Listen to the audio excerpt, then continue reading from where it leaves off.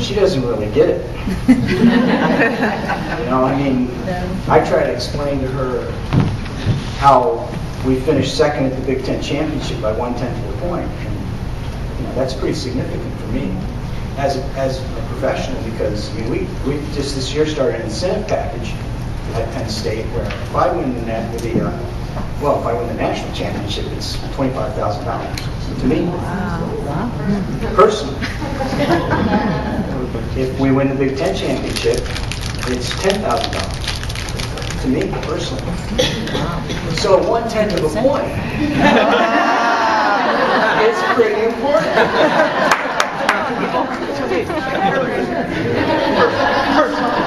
Now, not to say that you're to try to solicit a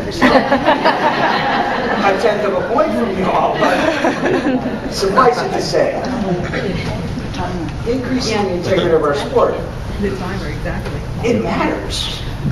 This really matters. It's like I was telling one of the kids on my team, I said, when you're in age group, your teammate fell.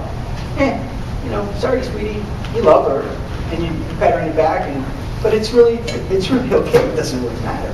It doesn't affect her. She can still go out and win the all-around. When one of our teammates falls, it matters. It's important.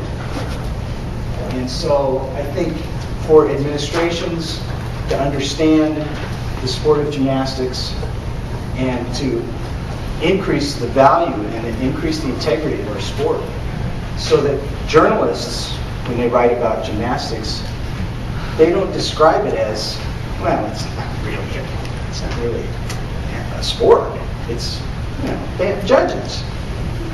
It's not really an athletic contest. That's just a beauty contest.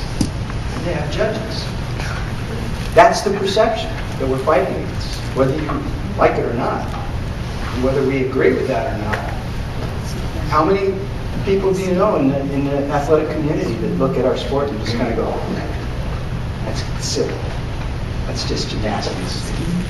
Oh, there's real sport. Right? So we need to do everything we can to increase the integrity of our sport. And you guys play a huge role in that. Legitimizing our existence. Well, Mike Jackie once told me that if you hold an athletics contest and nobody comes and watches it, then guess what? You're not going to be around very much longer.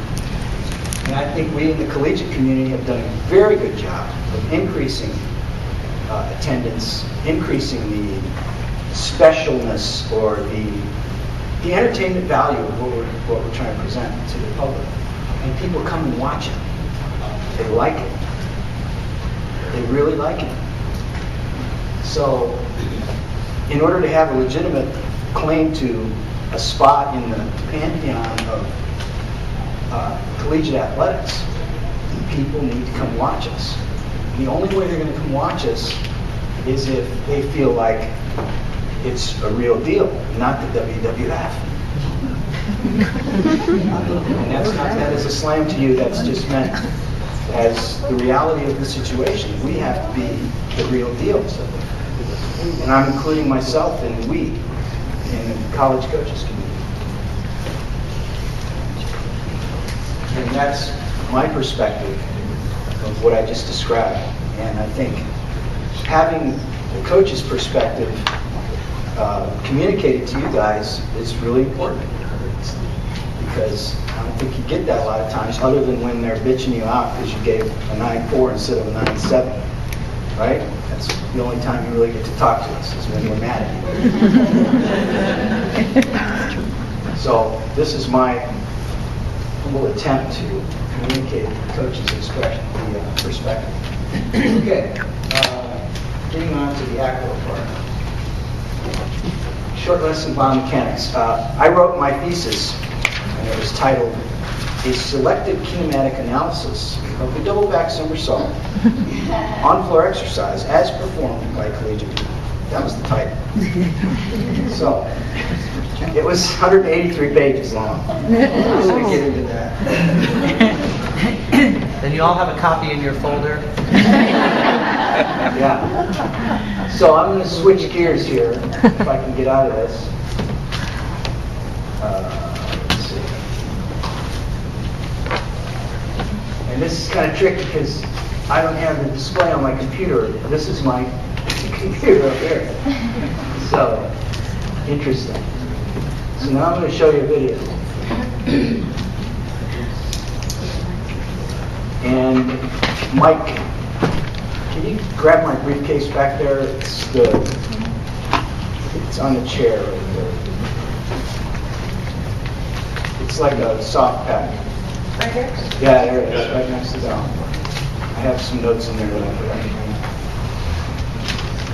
on. Okay. Where's my cursor?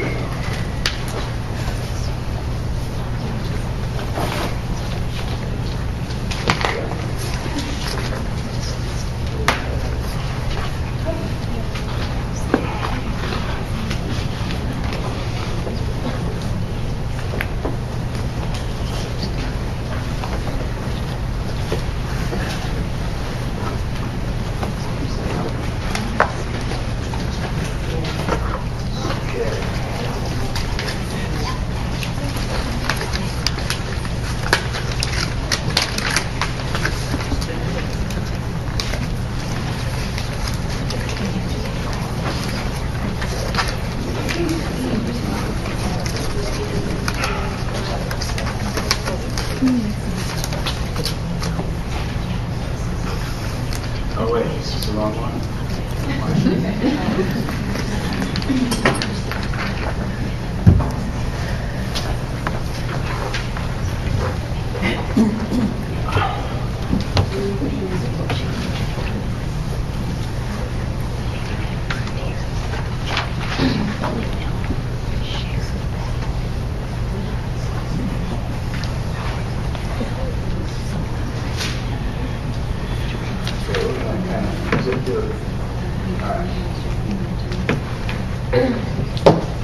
Okay.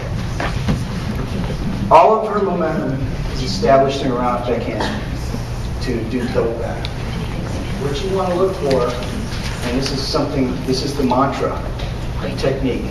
Stay fast, stay straight, go fast. The straighter you stay, the faster you go, the more angular momentum you're going to have to do the double back. So what you're looking for is a complete extension of the body. At point of contact with the hands and the back handspring is where all your angular momentum is generated to get this stand-up position to perform the double back. So we can see as she goes, she's going to do a whip. And you can see how her head is going straight back and her knees are a little bit buckled. This is causing her to lose power into the floor. And as she lands her whip, she's doing an arch pike, okay?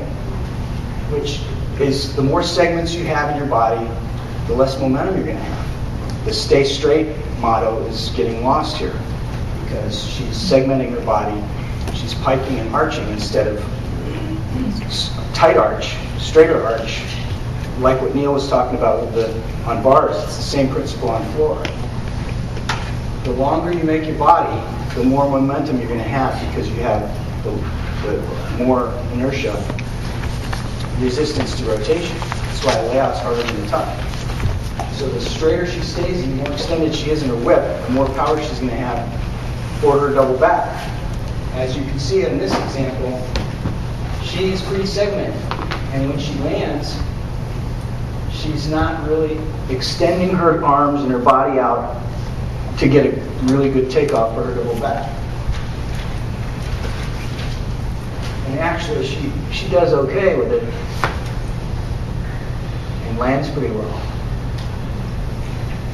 So let me show that again in regular motion. Not too bad. But when you slow it down,